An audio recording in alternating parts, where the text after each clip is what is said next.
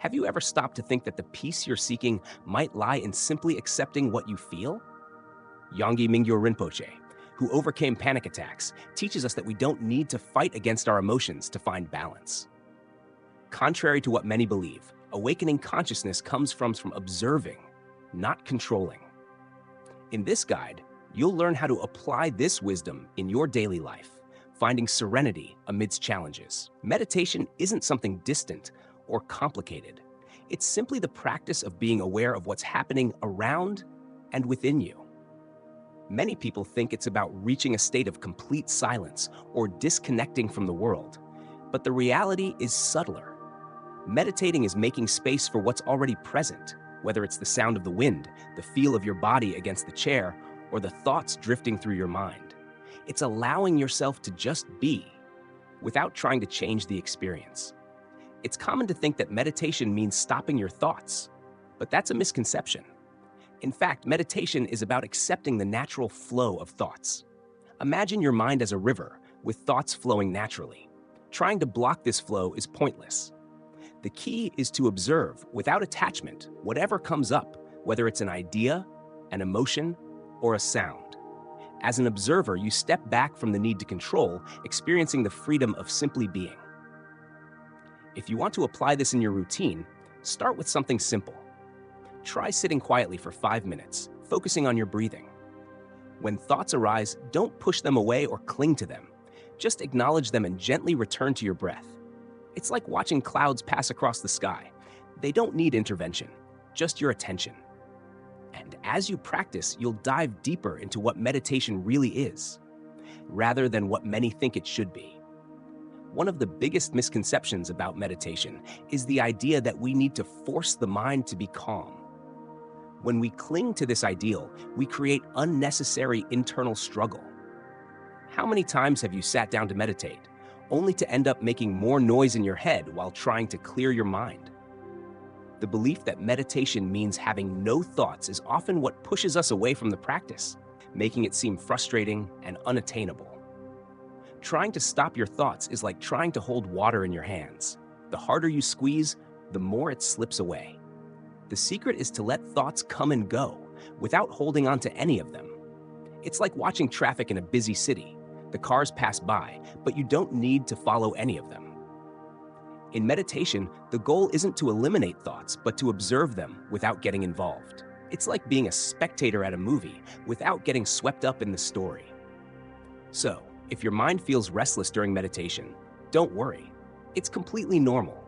Instead of fighting the thoughts, try welcoming them with kindness.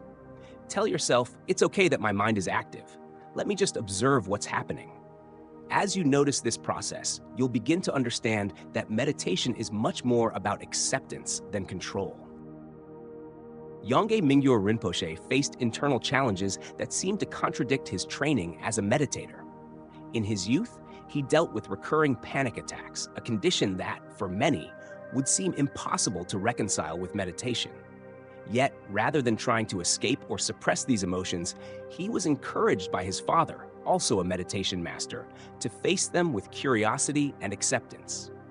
This approach may seem counterintuitive at first, but what he discovered was liberating. When panic is observed without resistance, it loses its power. This teaches us a crucial lesson. The true practice of meditation goes beyond moments of calm and controlled environments.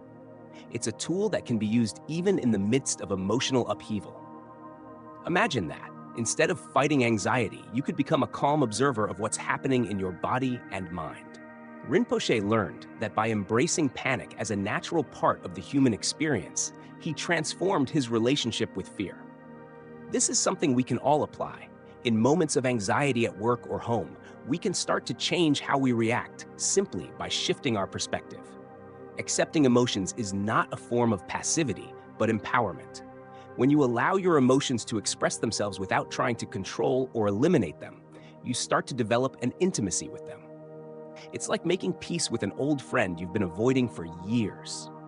By practicing this daily, during both calm and chaotic times, Rinpoche developed a deep compassion for himself. And this same self-compassion is something we can cultivate in our own journey.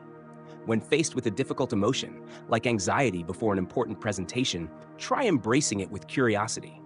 What is this anxiety trying to show me? This simple shift in attitude can transform how you handle your daily challenges. Rinpoche brought to light a transformative concept: meditating with emotions rather than against them. For many, strong emotions like anger, fear, or sadness seem to be obstacles to meditation. However, he teaches that these very emotions can be gateways to a deeper practice. Imagine being in the middle of an argument and feeling anger rise. The natural tendency is to get lost in that emotion, letting it take over your words and actions. But what if, in that moment, you could pause and simply observe the anger? Notice where it manifests in your body, what thoughts accompany it, without being carried away. Rinpoche shows us that this is possible. Meditating with emotions doesn't mean ignoring them or forcing them to disappear. On the contrary, it means diving into them with full presence and acceptance. By observing the emotion, you begin to see that it's made up of physical and mental sensations that come and go. If anxiety consumes you, for example, you can use meditation to bring your attention to the physical sensations, the tight chest, the shallow breathing. By doing this, you're not running from the emotion, but acknowledging its existence. And curiously, as you do, it begins to lose its hold on you. This practice can be applied in everyday situations. Imagine you're in a stressful situation at work, with tight deadlines and pressure for results. Instead of reacting impulsively, you could take a moment to observe yourself. How is your body reacting to the stress? What thoughts are coming up? This simple act of conscious observation can completely change your response to stress. Meditation, therefore, is not just for peaceful moments, but a powerful tool for dealing with life's most challenging emotions. By integrating this practice, you discover that your emotions are not enemies to be fought, but teachers that can help you live with more presence and serenity. In Yongey Mingyur Rinpoche's pilgrimage retreat, he explored a form of meditation known as open awareness. Unlike focusing on an object or the breath, this technique involves being fully present in the moment without relying on any external anchor. In other words, it's like opening all the doors of perception and allowing everything to flow freely without resistance. It's a state of pure presence where the mind becomes a vast space capable of welcoming whatever arises, whether thoughts, emotions, or physical sensations. Rinpoche discovered that through this form of meditation, a deep peace emerged naturally, without effort. He stopped looking for answers outside of himself, realizing that simply being present, without expectations, was enough. This practice isn't reserved for spiritual retreats. You can try it at any moment of your day. While walking down the street, try being aware of everything around you: the sound of your footsteps, the wind on your face, the movement of people. By doing this, you connect with a broader dimension of life where the present moment becomes your only focus.